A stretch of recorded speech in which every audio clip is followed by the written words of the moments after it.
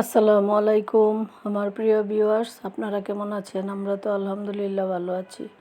আজকে রান্না করছি হাজব্যান্ডের পছন্দ মতো ডিম দিয়ে খিচুড়ি। আর এই খিচুড়িটা খেতে সবাই পছন্দ করে। তো প্রথমে আসলে আমরা নর্মাল যেভাবে খিচুড়ি রান্না করি সেভাবেই প্রথমে আমি পেঁয়াজটাকে ভেজে নিয়েছি, পুরোটা আর দেখালাম না।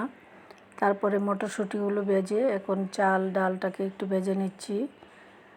আর আসলে খিচুড়ি আমার হাজব্যান্ড খুব পছন্দ করে, মেয়েও পছন্দ করে। ওরা সাথে ডিম দিলে বা মাংস দিলে আরও বেশি পছন্দ করে, তো লবণ দিয়ে দিলাম। আর এভাবে খিচুড়িটা রান্না করলে টমেটো দিলে আরও ভালো লাগে, কিন্তু যখন রান্না করেছি তখন টমেটো শেষ হয়ে গিয়েছিল, আর সেই জন্য দিতে পারি নাই।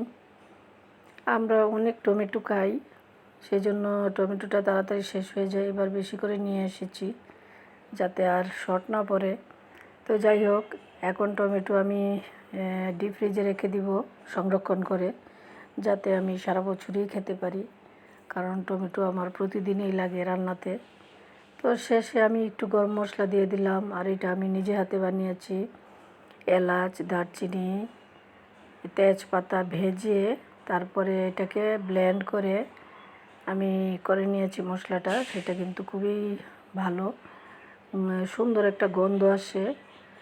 তারপরে আমরা এইভাবে উল্টিয়ে পাল্টিয়ে কিছুক্ষণ ঢাকনা দিয়ে ঢেকে রান্নাটা করে নিব, পানিটা শুকিয়ে না যাওয়া পর্যন্ত। আসলে কি বলবো, মেয়েদের জীবন অর্ধেকটাই কেটে যায় রান্নাঘরে। এখন ডিমগুলো দিয়ে একটু উল্টিয়ে পাল্টিয়ে দিব। আর আপনি যতক্ষণ সময় দিতে পারবেন, যতক্ষণ সুস্থ থাকবেন সবাই ভালোবাসবে, যতক্ষণ টাকা থাকবে। যখন আপনার কিছুই থাকবে না তখন দেখবেন আপনি অবহেলার পাত্র হয়ে গেছেন। এইটাই জগতের নিয়ম। তো শেষে আমি একটু ঘি ছড়িয়ে দিলাম, আর এই ঘিটা যদি শেষ পাতে দেওয়া যায়, মানে রান্নার শেষে দেওয়া যায়, তাহলে এত সুন্দর একটা স্মেল আসে, খেতেই আলাদা অন্যরকম একটা ভালো লাগা আসে। তো যাই হোক, এখানেই শেষ করলাম। আবারও কথা হবে নতুন কোনো ভিডিও নিয়ে। সেই পর্যন্ত সবাই ভালো ভালো থাকবেন। আল্লাহ হাফেজ।